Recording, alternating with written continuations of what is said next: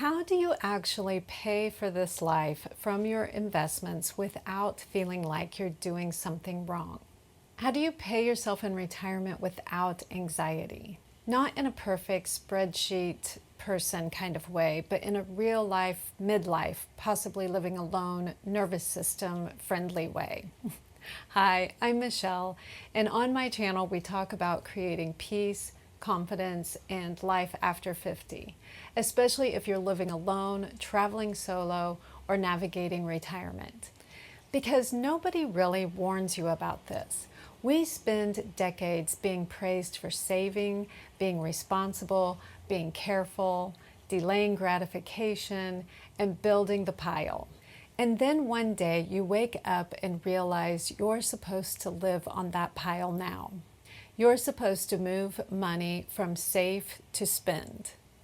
Even when it's completely logical, it can still feel emotionally backwards. And if you're living alone, that's another layer to it.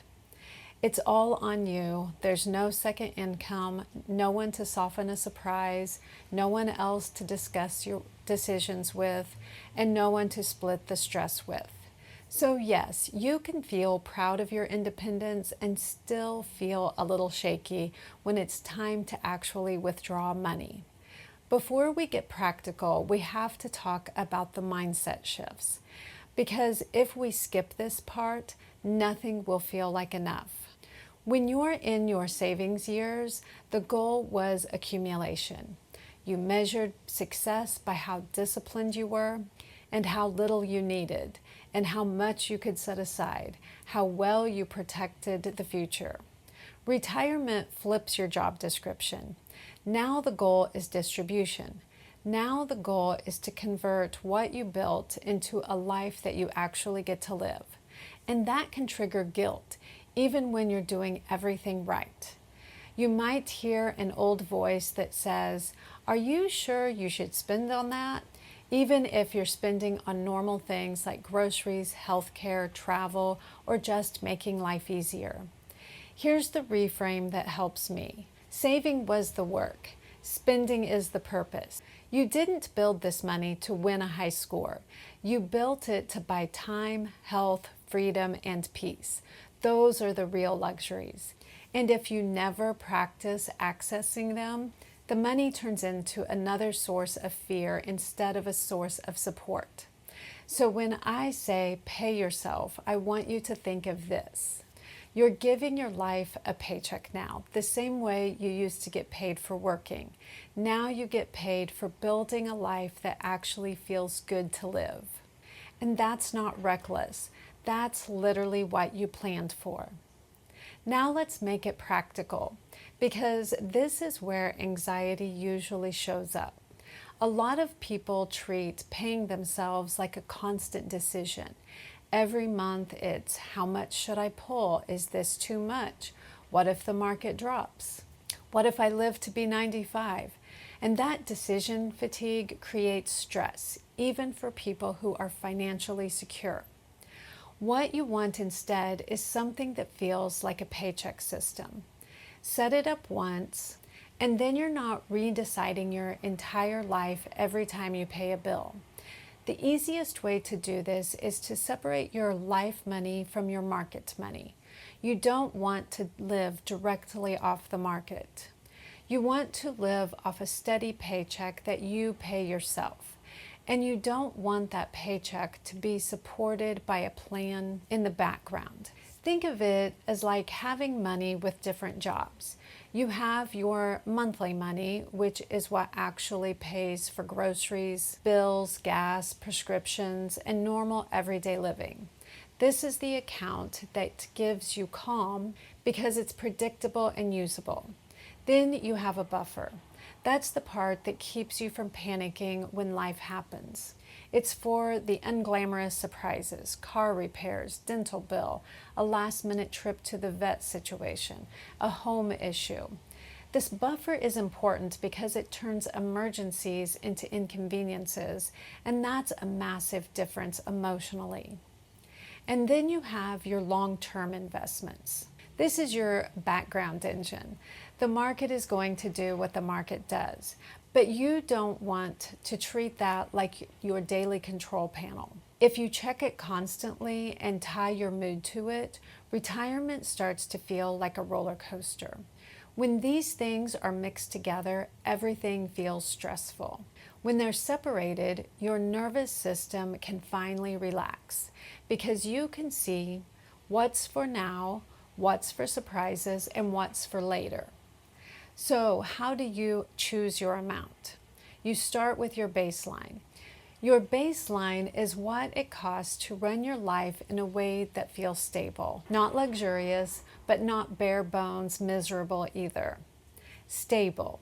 Your baseline includes things that keep your life running and the things that keep you well. Because if you cut everything that protects your health and your energy, you will pay for that later in stress, burnout, and a life that doesn't actually feel good. Once you have that number, you decide on a consistent amount to pay yourself. And I want you to take the pressure off here. It does not have to be perfect. It has to be consistent. Consistency is what calms anxiety.